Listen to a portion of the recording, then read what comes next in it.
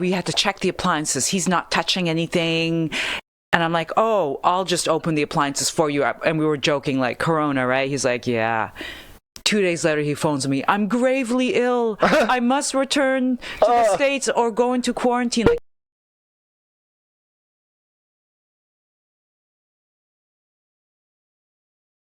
and I had a cold, but I didn't know at the time that it was a cold. Like, I had sore throat, bit of a cough.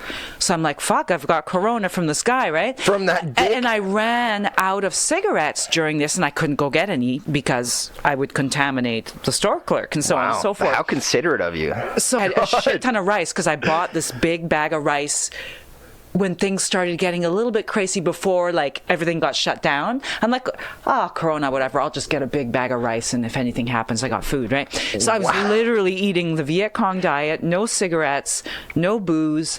Then I got tested 9 days later. I was negative. But now, like, so that was sort of my entry into quarantine. I'm like, well, now that I've quit, I might as well continue quitting.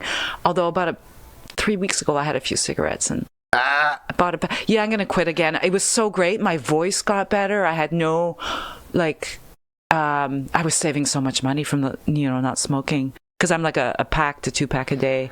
Like, damn, a pack a day? I don't inhale. Ooh, What do you mean you don't inhale? I don't inhale. You just put it in your mouth? Yeah.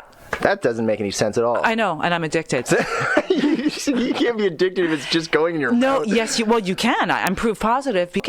Somebody goes, are you just posing? Like, I'm like, what do you mean am I just posing? He goes, you're not even inhaling. I'm going, I know, I'm not posing. I'm literally addicted to doing this. Wait, so you get judged by other smokers for how shitty you're smoking? A shitty smoker, and that I'm a fake smoker. And I'm like, I smoke more than you do. And I guess because I'm not inhaling all the nicotine, I can tolerate more of it. And I smoke about not more than 2/3 of the cigarette max. I'm just kind of like, and then. So you might as well just be lighting fireworks. I know. Do you remember those things called knitting mushrooms? No. When you were a kid? It's so fucking hilarious. It's like literally this wooden mushroom, okay? Looks like a fucking dick, okay? It's like a mushroom, and it's got these... I know, what a weird... I was thinking like, like this... So anyway, it's got you with a little stick, there's this knitting thing that goes through the hole in the mushroom, and you make like these long, skinny... It's absolutely useless. You make these long, skinny things.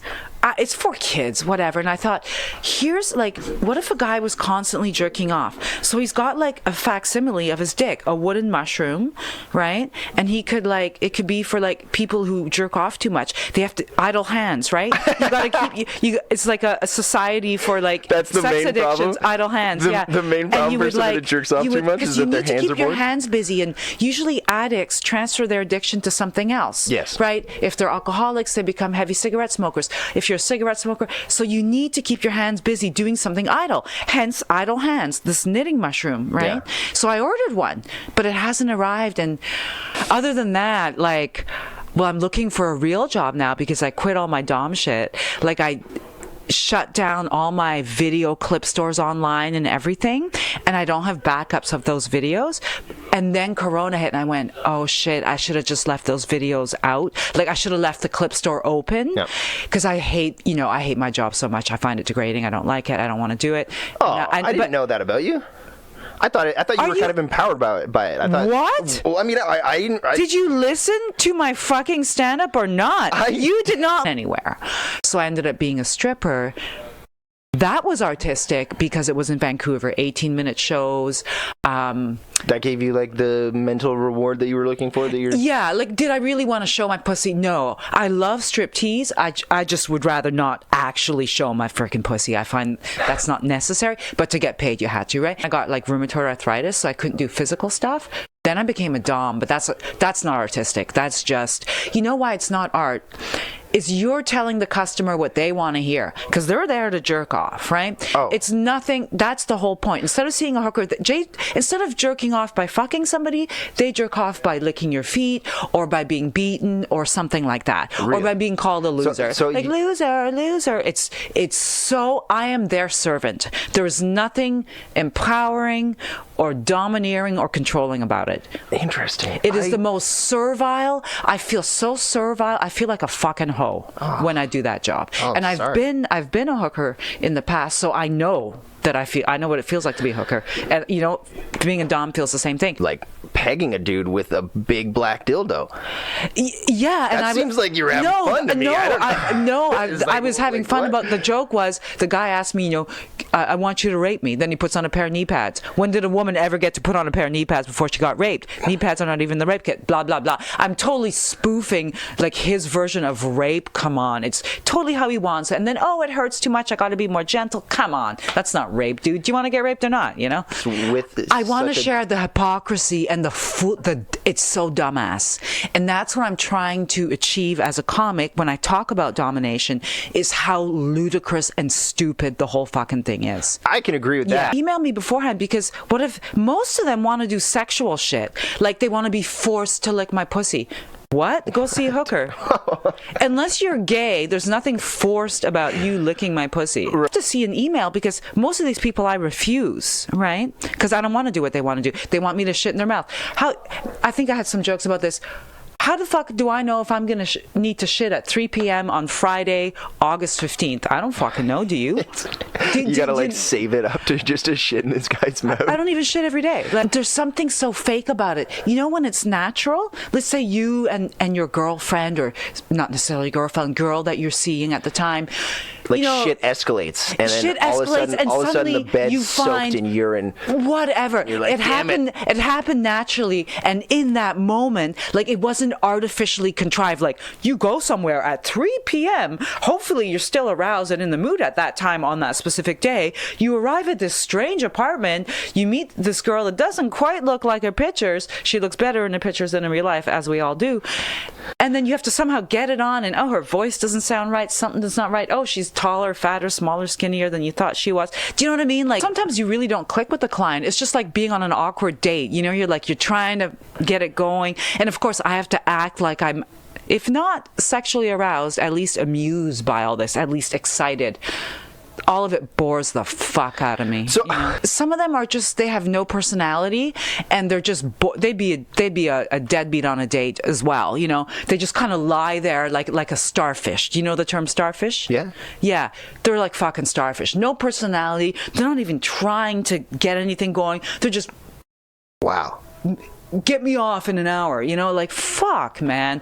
I'm so thrilled. I'm so turned on by you. And wear some fucking deodorant, you goddamn asshole. You're a dominatrix. You are not even a person. You are a masturbation tool so this guy can get off. They don't see you as people. So what do you say to the people, or the sex workers who do feel empowered about the way that they... Well, that's their choice. Some girls, are into it because they are very sexual. They actually get off on a guy being aroused by them. You know, like, some women are a lot more sexual than others. I happen to be almost asexual. So for me, none of this shit would turn me on, you know? I mean, when my husband was alive, he had some of these fetishes, and I would do them for him because I loved him. So I didn't feel degraded doing them. Was I into it? Not particularly, but because he also did normal sex with me, which I like from time to time because I'm attracted to him and I love him. That's fine. I don't find it takes confidence at all. No? Just discipline. I'm not confident about my looks. I don't give a shit. I just do it. And maybe that's confidence, not giving a shit, but I don't feel like... This is the other thing I hated about it. A lot of these guys want me to be like this entitled Uber bitch who's really into herself and just totally getting off on herself and like, oh my God, I'm so hot, and can't you tell, you know? And I find that really embarrassing that I have to portray myself as this shallow cunt. Personally, I don't think I'm very good looking. I'm okay, do you know? But I don't go, oh my God, look at myself in my lingerie. Hey, bitch. You know, 5 months ago when I did a set about not liking sex. I mean, of course, I was a bit more exaggerated in my set, but it's not that I don't like sex. In general, I don't like it. With the right person, it's all right. But I don't see what all the fuss is about, to be honest. I mean, geez, you make it sound so good when you put it like that. You're from Belgium. What are the people of Belgium called? Well, you're either Flemish, like me, so you speak a dialect of Dutch, or you're Walloon and you speak French. Walloon. Yeah, Walloon or Flemish. Yeah. Really interesting words I've never heard before. Walloon. Walloon or Flemish. Yeah. Wow. All right. That's cool. So you're Most Flemish. people assume that if you're in Belgium that they just assume that you speak French, but that's half the population does not speak French.